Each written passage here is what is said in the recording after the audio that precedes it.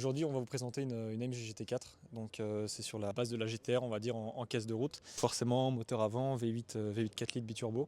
On a plusieurs maps moteurs, mais quand elle est open, disons, on a 510 chevaux et 680 Newton, 690 Newton, environ à 1750 tours. Donc, vraiment, c'est une caisse qui a vraiment plein de couples. Propulsion, là, on est sur des slicks. C'est une voiture qui est pas homologuée. On est avec des Pirelli P0, ça marche assez bien. On va vous faire un peu le tour des aspects esthétiques, de ce qui peut changer par rapport à une voiture de route. Déjà, ce qu'on a ici, on a une grosse lame en carbone. On peut mettre quand même pas mal de poids. Donc pour charger le train avant en termes d'appui aéro, même si c'est des caisses qui n'ont pas énormément d'appui. On a les petits flaps ici devant.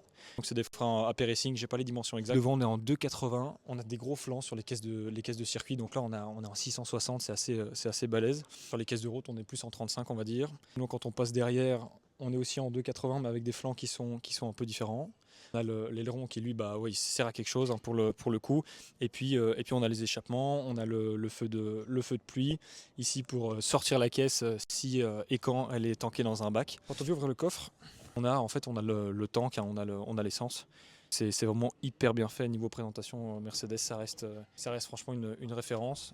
Donc pour faire le tank, ici ça a été condamné. Donc on a directement ici pour fueler. Là, on a mis un deuxième siège pour la journée coaching, accompagnement, etc. Ici, on a on vient mettre de l'air comprimé. On a une bouteille d'air comprimé et on vient lever la voiture. Donc, il y a deux vérins derrière, un vérin devant. Et donc, ça lève la caisse et après, on peut travailler dessus, disons, donc enlever les pneus, sans avoir de cric. Ça, c'est quand même assez sympa. On a un capot qui est interminable. Et quand on vient ouvrir le moteur, donc c'est un moteur avant, mais comme j'en avais parlé avec le 928, c'est vraiment un central avant pour le coup. Donc là, on a les ventilations et c'est en carbone, c'est magnifique. On voit les deux turbos et quand on regarde de profil, on voit vraiment que le moteur commence à ce niveau-là de la roue. Et puis on a tout le poids qui est à gauche. C'est un moteur qui est ultra coupleux, qu'on soit en 3 ou en 4, imaginons on s'est trompé de vitesse. Troisième au lieu de la 2, on a tellement de couple, ça permet de pouvoir relancer quand même vachement bien par rapport à un caillement de course qui en étant atmosphérique a moins d'allonge. En termes de budget, normalement ce genre de caisse-là, ça vaut on va dire 250 000 hors taxes. Ici c'est des voitures, enfin celle-ci c'est une 2022 avec environ 12 000 km, donc ça vaut aux alentours de 150 hors taxes. C'est une boîte, c'est pas une boîte d'origine, donc c'est d'origine par rapport à la caisse de route, donc c'est une boîte 6, c'est la même boîte que la GT3. Ça nécessite plus d'entretien, disons, qu'un caillement qui peut avoir une PDK.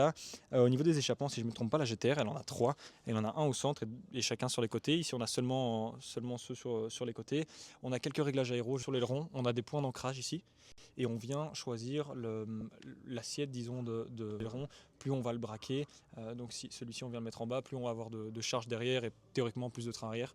Donc quand on est à l'intérieur, on est vraiment ultra bien assis. Petite particularité en fait sur ce genre de voiture, on a une position assez monoplace, donc on a les fesses qui sont vraiment très basses, puis on a les genoux qui remontent. On a un volant type proto en fait à la base, donc c'est le même volant que sur la GT3. On a les palettes ici derrière, on a quelques boutons. C'est typiquement un pédalier qui est fait pour freiner pied gauche. On a la jambe gauche qui arrive parfaitement il faut, avec un petit cale-pied pour pas que le pied s'enlève.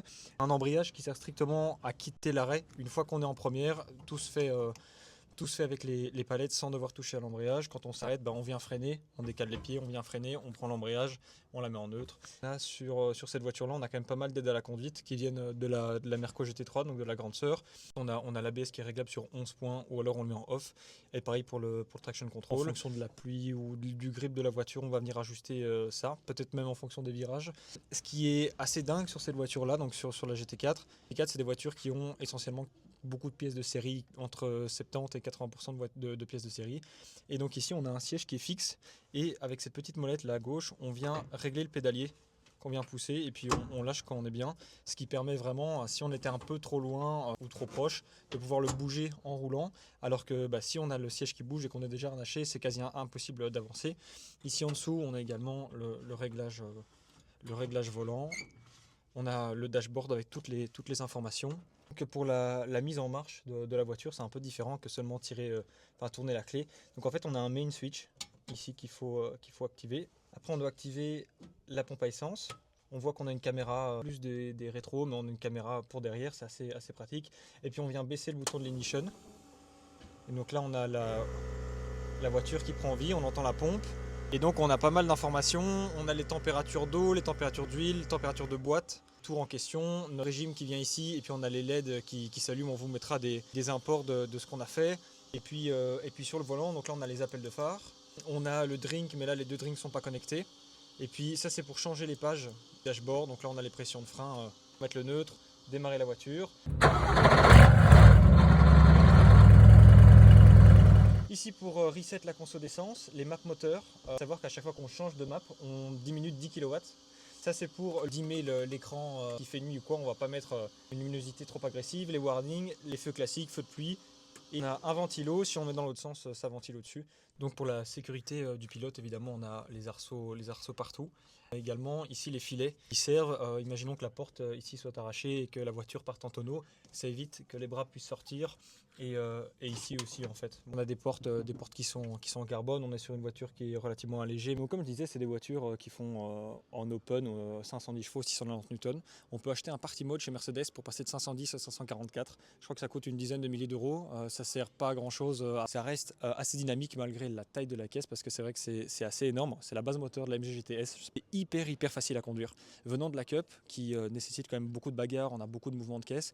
Ici, c'est un rail. Je pense que c'est la meilleure Mercedes, enfin la meilleure GT4, pardon.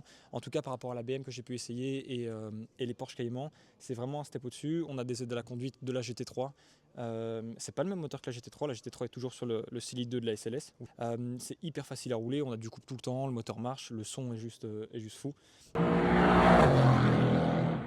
Quand on fait max, on arrive à un petit 290, 300.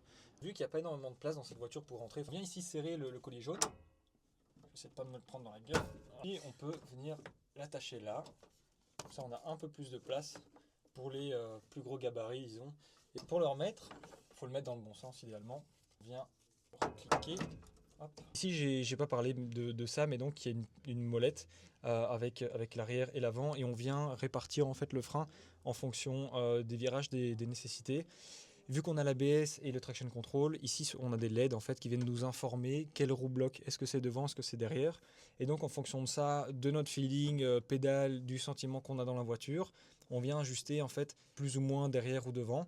Si j'ai une caisse qui, quand j'arrive sur un gros frein, je viens downshift, je vais augmenter le frein moteur, etc. Et je peux avoir comme des micro-calages de roue arrière. Et donc sur ce genre de situation, on va rajouter devant. L'ABS, idéalement, et le traction control, vaut mieux le mettre le moins intrusif possible. Donc théoriquement, quand il fait très sec, on va rouler en off ou en 11, en fonction de comment on veut dégrader les pneus ou pas.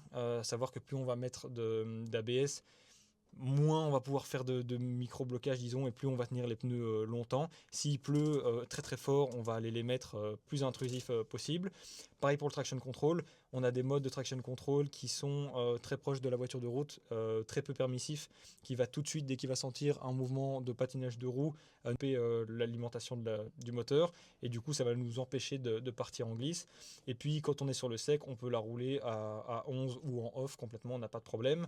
Il n'y a pas vraiment besoin de la brutaliser pour qu'elle aille vite, il faut bien décomposer les mouvements.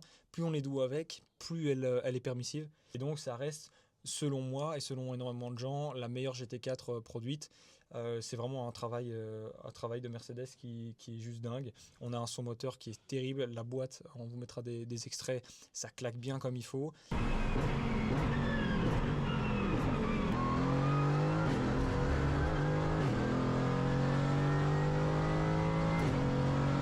Titre informatif ici à Manicourt, donc sur le 4 km 7. On tourne en fonction des brides, du trafic, etc. aux alentours d'une 44, une 45. Une Porsche Cup, on est plus aux alentours d'une 41 dans ce genre de conditions, on va dire. Mais c'est une voiture qui coûte beaucoup moins cher à entretenir, vu que c'est un moteur d'origine, c'est très robuste. Et on se retrouve avec un produit qui, pour moi, fait partie des produits les plus aboutis sur piste.